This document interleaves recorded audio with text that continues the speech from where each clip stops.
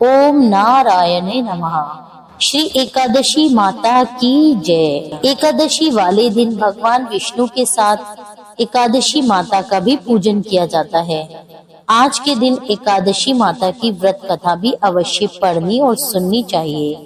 आज की इस वीडियो में आप सुनेंगे ग्यारस माता की संपूर्ण कथा आरती सहित। आइए मेरे साथ प्रेम पूर्वक और प्रसन्नचित्त मन से ग्यारस माता की कथा का श्रवण कीजिए। एक समय में एक राज्य में एक राजा राज किया करता था। राजा बड़ा ही बुद्धिमान और बलशाली था। राजा हर समय अपनी प्रजा का भला करता था। प्रजा भी अपने राजा से बहुत प्रेम करती थी। राजा की 2 पुत्रियां थी। वे दोनों ही पुत्रियों से बहुत प्रेम किया करता था। राजा की छोटी पुत्री देखने में बहुत सुंदर और आकर्षित थी, परंतु राजा की बड़ी बेटी छोटी बेटी की तुलना में कम सुंदर थी। राजा की छोटी बेटी ग्यारस माता की पूजा करती थी और सभी लोग राजा की छोटी बेटी से बहुत प्रेम किया करते थे और उसकी बहुत प्रशंसा भी किया करते थे। इसी कारण राजा की बड़ी बेटी अपनी छोटी बहन से नफरत करती थी। राजा की दोनों बेटियां जब बड़ी हो गई, तब एक पड़ोस में रहने वाला राजकुमार राजा की बड़ी बेटी के लिए रिश्ता लेकर आया,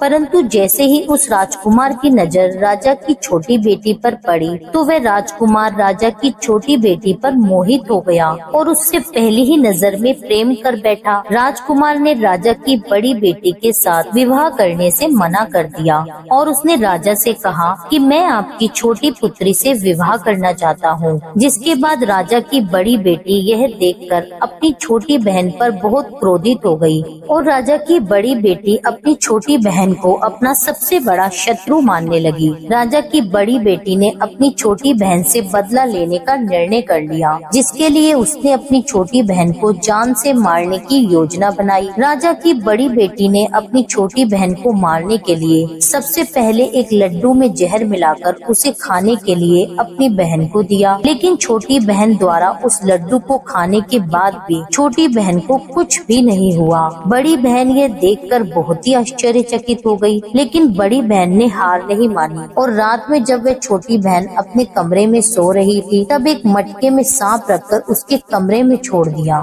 लेकिन सांप भी छोटी बहन का कुछ भी नहीं बिगाड़ पाया। जिसके बाद बड़ी बहन ने अपनी छोटी बहन से कहा कि चलो हम लोग कुएं में से पानी भरकर लाते हैं, जिसके लिए वह अपनी छोटी बहन को पानी भरने के बहाने कुएं के पास ले गई और उसने अपनी छोटी बहन को कुएं में धक्का दे दिया, लेकिन छोटी बहन को तब भी कुछ नहीं हुआ, क्योंकि हर बार ग्यारस माता उसकी रक्षा कर रही थी और उधर बड़ी बहन अपने सारे प्रयासों में असफल हो रही थी, जिसके कारण वह और अधिक क्रोधित होती जा रही थी। अपनी छोटी बहन से जाकर उसने स्वयं ही पूछ लिया। उसने अपनी छोटी बहन से पूछा, तुमको पता है कि भगवान ने सबकी मृत्यु एक निश्चित समय पर लिखी हुई है और कैसे तुम्हारी मृत्यु होगी, क्या तुम जानती हो? तब छोटी बहन ने बड़ी बहन को बताया, हाँ मैं जानती हूँ मेरी मृत्यु कैसे होगी। छोटी बहन से यह सुनकर बड़ी बहन मन ही मन बहुत प्रसन्न हुई और उसने अपनी छोटी बहन से कहा कि तुम मुझे अपनी मृत्यु का राज बताओ। छोटी बहन ने अपनी बड़ी बहन से कहा कि मेरी मृत्यु तो एक तोते में है, जो तोते के गले में एक हार है उससे मेरी मृत्यु होगी। जब तक कोई भी व्यक्ति तोते को मारकर वह हार अपने गले में पहनेगा तो मैं मूर्छित हो जाऊंगी और जैसे ही उस हार को अपने गले से उतारेगा तो मैं वापस से जीवित हो जाऊंगी। अपनी छोटी बहन का यह राज सुनकर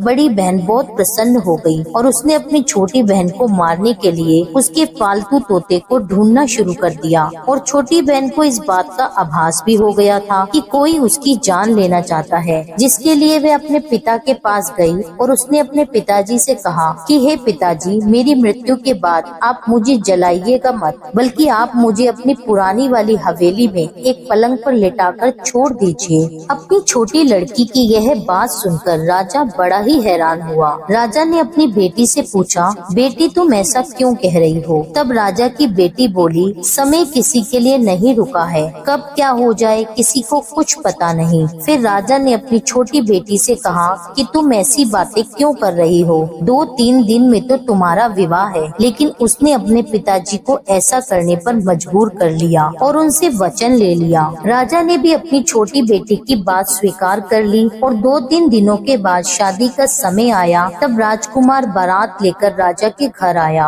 और राजकुमार और राजा की छोटी बेटी का विवाह होना आरंभ हुआ। जैसे ही राजा की छोटी बेटी राजकुमार के साथ फेरे लेना शुरू करती है तो उसकी बड़ी बहन अपनी छोटी बहन के कमरे में जाकर उसके तोते को पकड़ लेती है और उसको जान से मार देती है। तोते के गले में जो हार था उसको अपने गले में धारण कर लेती है। जैसे ही बड़ी बहन उस हार को अपने गले में धारण करती है तो उधर छोटी बहन 3.5 फेरे ही ले पाती है और वहीं पर बेहोश होकर गिर जाती है। जिसके बाद राजा ने बड़े बड़े हकीमों वैद्यों को बुलवाया, पर अपनी छोटी बेटी का इलाज करने के लिए राजा की बात सुनकर वैद्य ने छोटी बेटी को जब चेक किया तो राजा को बताया कि आपकी छोटी बेटी ना तो जीवित है और ना ही मृत है। मैं ऐसा पहली बार देख रहा हूँ। राजा ने सारे वैद्य हकीमों को यह बात बाहर बताने से मना कर दी और उनको कहा, अगर ये बात तुमने किसी को बाहर कही तो हम तुम्हें मृत्यु दंड दे देंगे। राजा ने अपनी छोटी बेटी को पुराने महल में जाकर एक पलंग पर लेटा दिया और वहाँ पर कुछ सैनिकों को तैनात कर दिया। राजा वापस अपने महल में लौट आया। राजा की बड़ी बेटी अपने पिताजी के पास आई और कहने लगी, पिताजी, अगर ये शादी संपन्न नहीं हुई तो आपकी इज्जत का क्या होगा? आप कहें तो मैं आपकी इज्जत बचाने के लिए राजकुमार से विवाह करने के लिए तैयार हूँ। जिसके बाद राजा ने अपनी बड़ी बेटी की बात मान ली और राजा ने अपनी बड़ी बेटी को छोटी बेटी का जोड़ा पहनाकर विवाह मंडप में बिठा दिया। परंतु राजकुमार ये जान गया कि ये राजा की छोटी बेटी नहीं है बल्कि ये राजा की बड़ी बेटी है। लेकिन जब राजकुमार ने विवाह करने से मना किया तो सभी लोगों ने राजकुमार को विवश करके बचे हुए फेरों को संपन्न करा दिया और विवाह करवा दिया। जिसके बाद राजकुमार राजा की बड़ी बेटी को अपने साथ महल में ले गया। अब राजकुमार राजा की बड़ी बेटी से न तो बात किया करता था और न ही उसको पसंद करता था। राजकुमार ने ये फैसला लिया था कि वह अपनी प्रेमिका को ढूंढ कर रहेगा और यह जानकर रहेगा कि उसके साथ क्या हुआ है। एक दिन राजकुमार अपने घोड़े पर सवार होकर राजा के पुराने महल के पास पहुंच गया, जहां पर उसने कुछ सैनिकों को देखा। महल के पास पहुंचकर राजकुमार ने ध्यान से देखा तो वह समझ गया कि यह तो हमारे ससुर जी का महल है। तब राजकुमार ने सैनिकों से पूछा कि तुम लोग यहाँ क्या कर रहे हो और इस महल के अंदर उस पलंग पर कौन लेटा है? जिसके बाद सैनिकों ने बताया कि यहाँ पर राजा की छोटी बेटी है। यह सुनकर राजकुमार बहुत ही प्रसन्न हुआ और वह तुरंत अपनी प्रेमिका के पास पहुँच गया और उसकी सेवा करने लगा। जैसे ही रात हुई तो राजा की छोटी बेटी उठकर खड़ी हो गई। राजकुमार ये देखकर बहुत खुश हो गया और उसने उससे पूछा कि तुम यहाँ क्या कर रही हो? तुम मेरे साथ मेरे महल में चलो। राजा की छोटी बेटी ने राजकुमार को सारी बातें बता दी कि मेरी जान एक तोते में बसी थी और मैंने यह बात सिर्फ अपनी बड़ी बहन को बताई थी और मैं जानती हूँ कि उसने ही मुझे मारने का प्रयास किया है। उसके पास एक हार है जिसको वह सुबह पहन लेती है और शाम में उतार देती है। जब तक वह हार सुबह के समय पहनी रहती है तब तक मैं मूर्छित रहती हूँ और जैसे ही वह हार को उतार देती है तो मैं जीवित हो जाती हूँ और जब तक मेरी बड़ी बहन के पास वह हार है तब तक मैं ऐसे ही जीवित और मूर्छित होती रहूंगी। अगर मेरी बड़ी बहन के पास जो हार है वह मेरे हाथ में लग जाए तो मैं हमेशा के लिए जीवित हो जाऊंगी। राजकुमार ने यह बात सुनकर राजा की छोटी बेटी के पास रहने का निश्चय कर लिया और उसने बचे हुए सारे फेरे उस पलंग में लेटी राजा की छोटी बेटी के साथ लिए और अपना विवाह उसके साथ पूर्ण कर लिया और वहीं पर रहने लगा। देखते ही देखते कुछ समय बाद राजा की छोटी बेटी और राजकुमार की पत्नी गर्भवती हो गई। एक बार राजकुमार को किसी काम से बाहर जाना पड़ा। तब छोटी बेटी के पेट में बहुत तेज दर्द होने लगा, जिसके बाद उसने ग्यारस माता का आह्वान किया। उसी समय वहाँ पर ग्यारस माता प्रकट हुई और उन्होंने अपने भक्त के दर्द को दूर किया और उसे एक पुत्र की प्राप्ति हुई। उसी समय वहाँ पर अचानक से राजकुमार भी आ पहुँचा। राजकुमार ने जब ग्यारस माता को देखा तो वह आश्चर्यचकित हो गया और उसने तुरंत माता को प्रणाम किया और ग्यारस माता ने राजकुमार से कहा, जब तुम्हारा यह पुत्र 5 वर्ष का हो जाए तब तुम अपनी पत्नी का हार लाकर इसके गले में डाल देना। और देखते ही देखते राजकुमार और राजा की छोटी बेटी का पुत्र 5 वर्ष का हो गया। तो राजकुमार अपने बेटे से कहता है कि बेटा, मैं कुछ काम से बाहर जा रहा हूँ, तुम अपनी माता का ध्यान रखना। और यह कहकर वहाँ से चला गया। राजा को बाहर निकलता देखकर बड़ी बहन के सैनिक देख लेते हैं और बड़ी बहन को जाकर सारी बातें बता देते हैं। जिसके बाद बड़ी बहन अपनी छोटी बहन के पुत्र को वहाँ से उठवा लेती है और उसको मरवा देती है।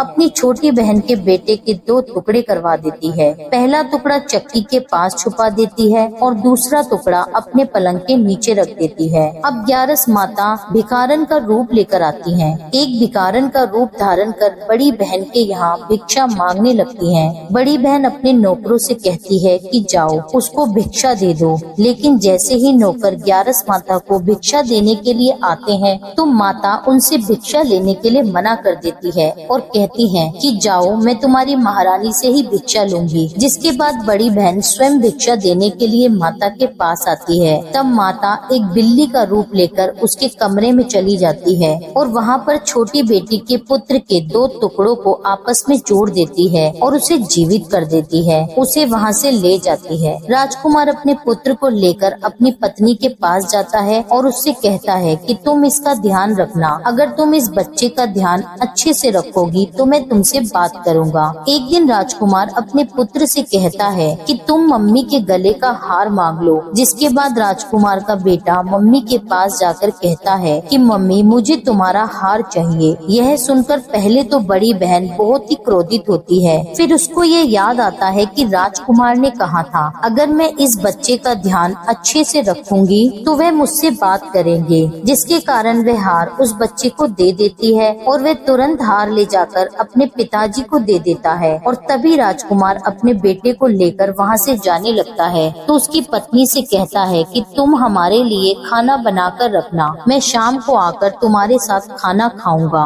और वह अपने बेटे को लेकर वहाँ से चला जाता है और वह राजा के पास जाकर सारी बात राजा को बता देता है। राजा अपनी बड़ी बेटी की इस करतूत को सुनकर बहुत ही क्रोधित होते हैं और अपनी परवरिश पर शर्मिंदा होते हैं और दोष देने लगते हैं और राजकुमार को अपनी छोटी बेटी के साथ रहने का आदेश देते हैं। इस प्रकार ग्यारस माता और एकादशी माता की कृपा से राजकुमार और राजकुमारी खुशी खुशी अपना जीवन व्यतीत करते हैं। बोलिए ग्यारस माता की जय। हे ग्यारस माता, जिस प्रकार अपने राजकुमार और राजकुमारी के परिवार की रक्षा करी, उसी प्रकार से कथा कहने, सुनने और हुंकारा भरने वाले सभी के परिवारों की रक्षा करना। ओम जय एकादशी माता, जय एकादशी माता। विष्णु पूजा व्रत को धारण कर शक्ति मुक्ति पाता।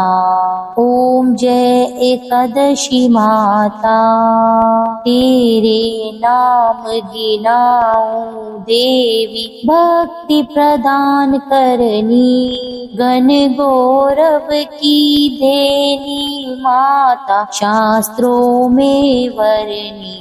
ओम जय एकादशी माता।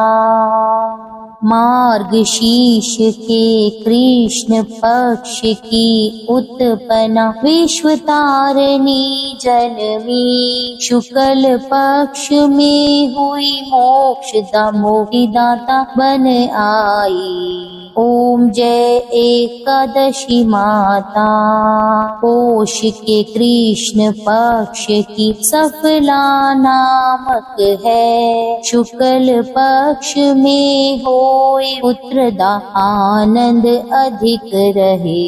ओम जय एकादशी माता। नाम शटिलता माघ मास में कृष्ण पक्ष आवे, शुक्ल पक्ष में जया कहावे, विजय सदा पावे। ओम जय एकादशी माता। विद्या फागुन कृष्ण पक्ष में शुक्ला आमल की, पाप मोचनी कृष्ण पक्ष में चैत्र महाबली की। ओम जय एकादशी माता। चैत्र शुक्ल में नाम कामदा, धन देने वाली, नाम वरुथिनी कृष्ण पक्ष में वैशाख महावाली। ओम जय एकादशी माता। शुक्ल पक्ष में होए मोहिनी अपरा ज्येष्ठ कृष्ण पक्षी। नाम निर्जला सब सुख करनी शुक्ल पक्ष रखी। ओम जय एकादशी माता। योगिनी नाम आषाढ़ में जानो कृष्ण पक्ष करनी। देवशयनी नाम कहायो शुक्ल पक्ष धरनी। ओम जय एकादशी माता। कामिका श्रावण मास में आवे कृष्ण पक्ष कहिए। श्रावण शुक्ला होए पवित्र आनंद से रहिए। ओम जय एकादशी माता। अजाभाद प्रद कृष्ण पक्ष की परवर्तनी शुक्ला। इंदिरा आश्विन कृष्ण पक्ष में व्रत से भव सागर निकला। ओम जय जय एकादशी माता। पंपकुशा है शुक्ल पक्ष में आप हरन हारी। रमा मास कार्तिक में आवे सुखदायक भारी। ओम जय जय एकादशी माता। देवोत्थानी शुक्ल पक्ष की दुख नाशक मैया।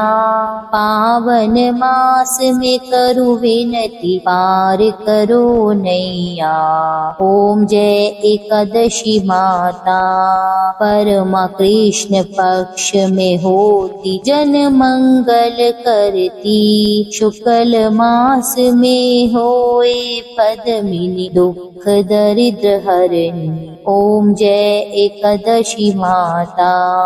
जो कोई आरती एकादशी की भक्ति सहित गावे। जन गुर दिता स्वर्ग का वासा निश्चय वह पावे। ओम जय एकादशी माता। यह थी एकादशी माता की संपूर्ण कथा और आरती सहित। उम्मीद करती हूँ यह वीडियो आपको पसंद आया होगा। कथा अच्छी लगी हो तो इसके लिए मेरे चैनल को सब्सक्राइब कर लीजिए। वीडियो को लाइक करके कमेंट में लिख दीजिए 11 माता की जय। मिलती हूँ आपसे एक अगली वीडियो में, तब तक के लिए जय श्री राधे।